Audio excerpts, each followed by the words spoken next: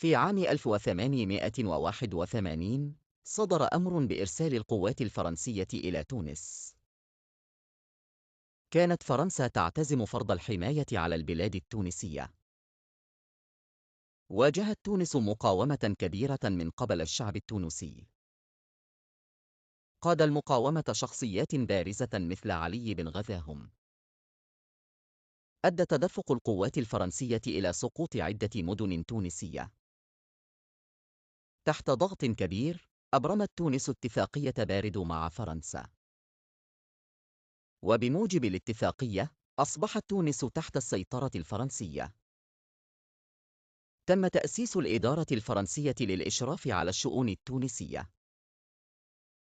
بدأت فرنسا في تعزيز نفوذها في المجالات الاقتصادية والثقافية.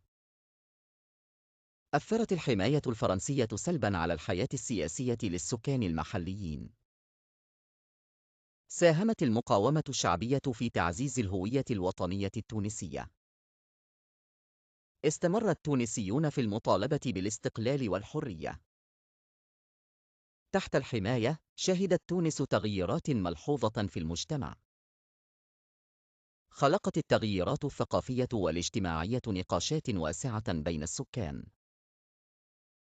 أدت التحديات نقلة نوعية في مطالب الاستقلال. في عام 1956 حققت تونس استقلالها، إلا أنه كان يوجد قاعدتين فرنسيتين، وبعد ذلك دخلت البلاد في مواجهة وتم طرد القاعدتين وأنهت الحماية الفرنسية.